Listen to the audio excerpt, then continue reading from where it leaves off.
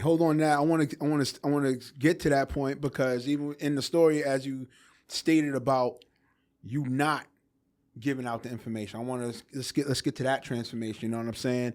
How did prison change the way you think? Like once that fortunate moment, how did it make you think about the streets and stuff like that? Basically, it was like this for me, Reem. Like prison for me, I knew what prison was before I went to jail. My pops is in and out of jail hardcore. So I was always one to ask my dad, like, yo, what's up with this? Or when he would come to the visit that he would come from behind the door, I would ask him, yo, Dad, what's behind there? He'd be like, nah, son, that's where I come down with my regular clothes at. I give the guy, is an inmate there. I give him my jail clothes. He gives me a jump-in sandals, and that's where they come out through. That's like basically the dressing room for the visiting room. You know what I'm saying? It's the fitting room. Mm-hmm. That was basically the dressing room. Yeah. Now, as in, when it was time to go to jail, my dad always taught me, like, certain things you do. Right. You don't play with boys. You don't do this. You mind your business. You know, so, and mind you, I've been doing, like, detention since young, you know? Like, I've been in Spofford. I've been in Harlem Valley. I've been to Tryon. I've been a lot of these little spots that I already knew coming up bidding. So when my dad telling me and me knowing how to keep my composure, it just gelled for me. It was just time for me to live it. So I wind up coming. I didn't get caught up on the indictment with them. You understand? What happened to me was I got into a shooting in the park, and they told on me. That's crazy. So I'm fighting my case in the park. As I'm fighting my case in the park, mind you, I'm going to court for the situation in the park. I catch another case on University for a gambling spot for them putting some trick dice on me. Oh, they put some trick dice on me. I came back and got the whole spot. So they told on me. Now, for that case, I get 7 years for that case. Right. Now, as I get the 7 years, now this is my first grooming stages of going to prison now. Because now it's not no more like I told you how I used to get locked up when I was young, and my man out touch the island for 2 days, and he'll bail me out. Now it's no bail. It's time to do time. And then even with you doing the time, like mentally, how are you fighting to not give in, or for that matter, to not snitch in a way? Because, you know, unfortunately, because basically, let me ask you, you know, unfortunately, not to cut you off too, unfortunately, as of late in times, you know what I'm saying, I want to say, like, let's say about the last 2 decades, right? Things started changing as far as like jail culture in a sense, or for that matter, you started finding out of the stories of the streets that cats is ratting, cats is snitching, or whatever have you. So for you, like, what were things you were like fighting off to not snitch, or for that matter, to honor the code as best as possible? I'm not gonna lie to you. Like, one thing about me, I come from a serious background. Like, my mom's was a hustler. My dad is a hustler. You know, my uncles was hustlers. And I never had no rats in my family.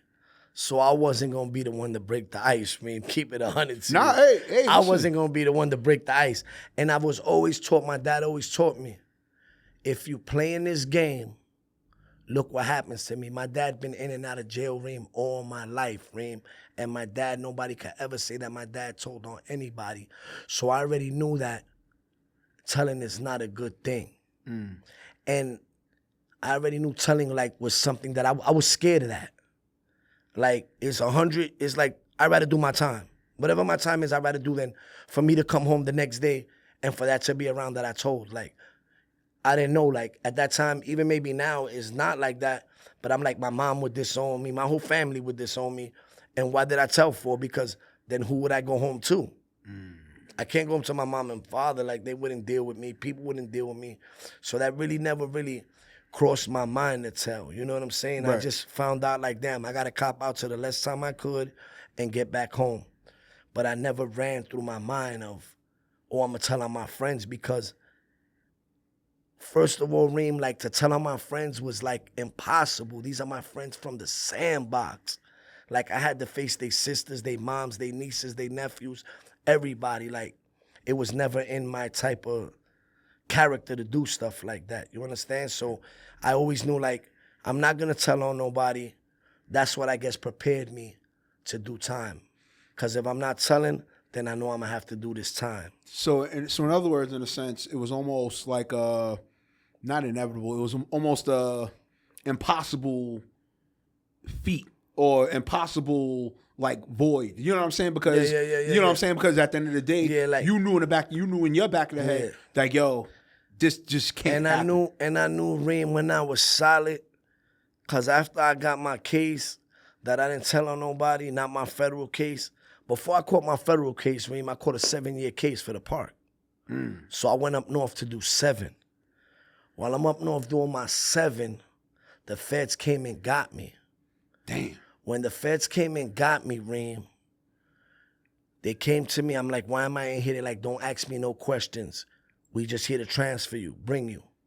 When I finally got down there, I get to MDC Brooklyn. I got there I got to the court maybe about 1:30. I find my co-defendant there, Bella. Bella tells me, yo, I'm like, yo, what's going on here? Remember, I was in the state. They came and got me from the state and brought me to the feds. When they brought me to the feds, Reem, right there, I'm like, oh, shit, this is serious now. But I'm like, I didn't do nothing. I've been in jail. So I guess basically the feds already done swept everybody. They brought me down and brought me on a superseding indictment. Superseding indictment, for y'all that don't know, is basically they put me on the indictment. You understand? They superseded me and they put me on it. Like I wasn't on the first 20 people. Now as they keep finding out information, they keep running supersedings. Supersedings is more charges, more people getting on the case. The case is getting bigger and bigger and bigger. So when I got down there, I seen my lawyer. My lawyer tells me, look, bro, I want you to know something. The government brought you down here to cooperate. I said, cooperate what? I don't know nothing. Then he said, look, maybe let me tell you a couple things so you can know. You remember that shooting on Creston? I'm like, yeah. Oh, I was not that. Was that year-wise? Because I remember hooping. I remember those time hooping. I want to say probably like 04, 05. There was something that went down on Crescent. Am I accurate on that time? Yeah. That's a fact. That's a fact. So at that time, when that went down, right, that I wind up getting locked up and I go into the feds, they try to because that's how they do it. They try to work you. Brought me down to give me, yo, you know that murder that happened? That was for you. You were supposed to be getting killed. You were supposed to be. And then he shows me the pictures. Rest in peace to Grimace, man. It was fucked up what happened to him, man. But they showed me the pictures of him laying back, thing in his mouth. Like, this is supposed to be you. I'm like, me? I'm right here, yeah. You know who did this, right? I'm like, who? They're like, your boy Levi did this for you. This was for you. I'm like, oh, shit. Now I don't know nothing, Reem. But when my lawyer comes and brings me all the paperwork, and then I see his name and what they charging him with, he's the one that actually went and sent the shooters. Damn. His whack ass was supposed to give him some money. He didn't even finish paying them. Because I wind up running to the kids in prison that did the shooting. You understand me? So now, when I wind up going, Reem, when the feds got me, I go to MDC Brooklyn. Him and a bunch of my co-defendants, they separated some of us. Some of us went to Brooklyn and some of us went to MCC Manhattan. Right? He was in the MCC Manhattan, me, my brother Ralphie. Basically, a lot of us went to MDC. Mm-hmm. As we go to MDC now, mind you, I'm in the state, Reem, because of the situation in the park. I cop out, I'm doing 7 years. I don't know about nothing. I don't know about nothing that's going on the block because I've been gone already for 43 months away from the block. Right. I'm up north in Elmira. I'm doing all that jail bit up there. So when they bring me down, that they let me know that it was him that did it, I got frozen, Reem. People was telling me it was him, but I'm like, nah, he couldn't have really, nah. I don't think that he would have did this to me like this. You know what I'm saying? So when I came to find out and they told me, it was actually him. So now, Reem, when I go into prison, mind you, I'm coming from the state. You know, the state a whole different ball game, Reem. Killer get killed. So when I'm in the state now, I'm turning up in the state. It's my first time going up north. I went upstate with a 7-year bid, Reem, before the feds came and got me. So I'm up there turning up, putting on. When I come to Brooklyn, like I told you that I finally run into all my co-defendants, I go to MDC. As I'm in MDC, I'm fighting there, I'm going to the box, this, that. I see him. When I see him, we can't, like, he's not really trying to talk to me too much. Yo, don't believe that they lying, they making that up. I'm like, all right. When I go back to MDC Brooklyn now, I tell them I'm ready to go to court. I'm ready to go to trial. So now when you ready to go to trial, I just tricked their ass to wind up getting to him. I told them I'm going to trial. When I told them I'm going to trial now, me being from the Bronx, they moved me to Manhattan. Because for me to be going to trial coming from Brooklyn all the way to Manhattan, they don't do that. Basically, if you're going to trial, they got you in the building because when you're in MDC Brooklyn, right from the jail, you go under tunnels and you're right in the court. See, with me being in MDC, I had to come on a bus. And, you know, if you late for trial, whatever. So as I'm saying I'm going to trial, I get it to MCC. Nobody knows I'm in MCC building, not him, not nobody. I get there. As I'm speaking to the nurse, I already know my jail techniques. I already know how to finagle the system. I already know what it is.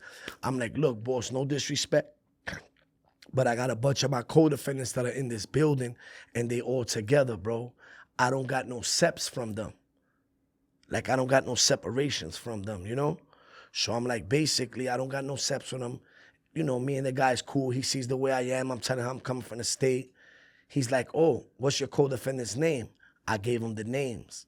He sends me to 11 South. When I walk in 11 South, all my co-defendants is in there. He's even in there. As I see him, I get in there, I get like a heat wave because it's like, damn, this dude just killed me, supposed to be my brother. But mind you, I'm already in jail before all of them, Reem, for the thing that happened in the park already. I'm already caught up in prison already. I'm already bidding 43 months in my bid. So when I get to MDC Brooklyn, the band is there. When he's there, he grabs me. He's crying. Yo, I wouldn't do that to you, Julito. You my brother. All this crying shit. Basically, I got a lot of respect, you know what I'm saying, for his older brother because his older brother always looked out for a nigga when I was young. And his brother looked at me with that, please, man, don't do nothing to him in here. Because I could have did it to him. Because I was already doing it to people already in there. Whoever knows me. So I wind up sparing him. So you could see that it was like, you know, my like brotherhood. Yeah, the brother, besides the brotherhood, but also too, I want to add it on my career, you know what I'm saying? Also to the human in you. You know what I'm saying? Yeah, but it was more, you know, you find out somebody want to do something, but it was like, damn, bro, I was still puzzled, but it's like, damn, he did. Reem, I went to him, Reem, and I said, look, man, yo, I would never do this to you. You my brother. He's blaming it on the next rat, the other person that ratted too. Dang. You know what I'm saying? The man, his man that he used to be with. Right. So now they playing Nick for Nat. No, he told. Come to find out, they both was telling. Just what happened was the other one told on him. You see how life is? He did that sucker shit to me, and his man that he was down with went and told on him. His man. So by his man telling on him now he's crying to me, yo, I wouldn't do this, I wouldn't do that. You know what I told him, Reem? I said, look, bro, I'm going to leave everything in God's hands, bro. Your sentence is in God's hands. You dig? And I really, because of the brother was like to me, so I said, I'm going to leave everything in God's hands, Reem. And I told him, look, bro, if you did that shit, that's some real sucker shit. And if you did it, may God give you the best plea. But if you know you did that, bro, that's some sucker shit, because I've never done nothing to you for you to go and do this to me. You dig what I'm saying? Yeah, man. Yo, woo! My creatives. We getting into it.